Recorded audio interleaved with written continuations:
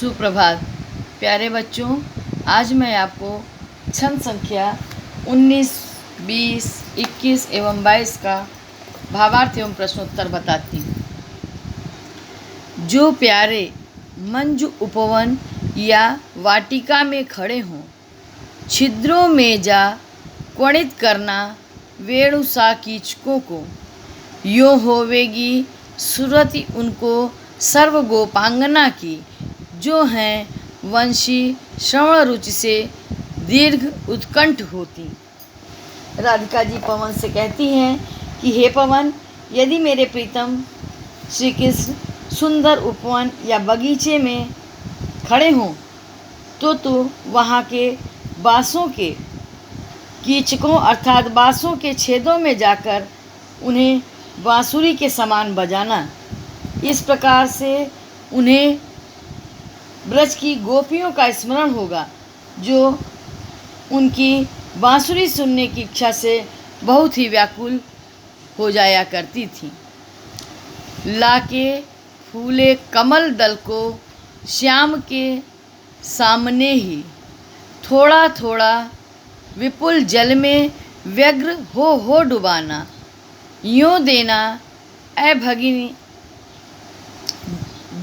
जतला एक अम्बोज नेत्रा, आँखों को हो विरह विधुरा वारी में बोरती है। हे पवन, प्रिय के सामने, हमारे श्री कृष्ण के सामने तू एक खिले हुए कमल फूल को ला करके व्याकुलता के साथ, कमल के दल को ला करके, पत्र को ला करके बड़ी ही व्याकुलता के साथ थोड़ा थोड़ा जल में डुबोना। इस प्रकार उन्हें तो यह बतलाने का प्रयास करना कि कमल जैसे नेत्रों वाली राधा आपके वियोग में दुखी होकर अपनी आँखों को अश्रुपूरित करती रहती है। धीरे लाना वहन करके नीप का पुष्प कोई, और प्यारे के चपल दृग के सामने डाल देना, ऐसे देना प्रकट दिखला नित्य आशंकिता हो, कैसी होती विरहवश मैं नित्य रोमांचिता हूँ।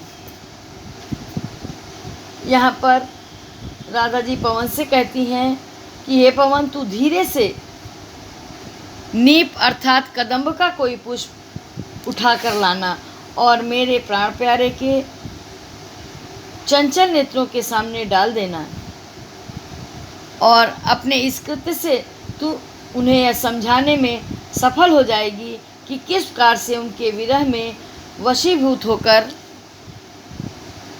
हर समय डरी हुई सी मैं रहती हूँ और नित्य प्रति पुनर्मिलन की कल्पना से रोमांचित होती रहती हूँ। बैठ नीचे जिस विटप के श्याम होवें उसी का, कोई पत्ता निकट उनके नेत्र के ले हिलाना, यों प्यारे को विदित करना, चातुरी से दिखाना, मेरे चिंता विजित चित्त का क्लांत हो काँप जाना। श्री कृष्ण जिस वृक्ष के नीचे बैठे हों तो उसी वृक्ष का कोई एक पत्ता उनके नेत्रों के पास लाकर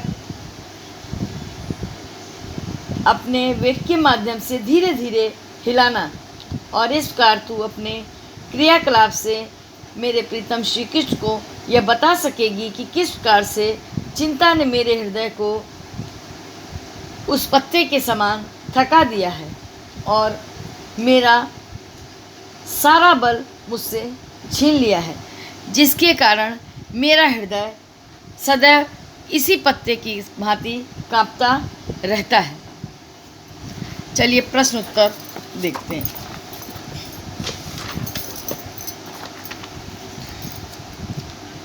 प्रश्न संख्या 1, कीचकों को किस प्रकार बजाने को कहा है?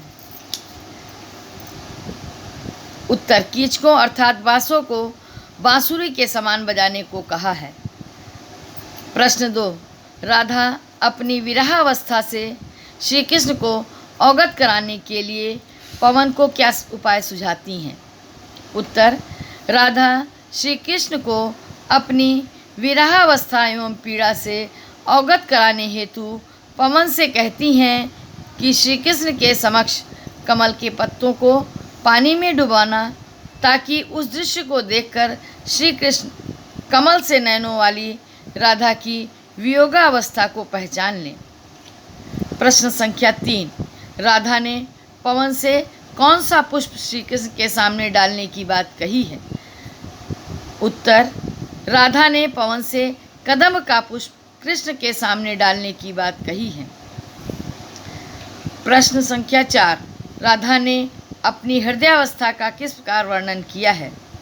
उत्तर, राधा ने अपने हृदय को पत्ते की भांति कांपता हुआ बताया है। शेष अगले अंक में।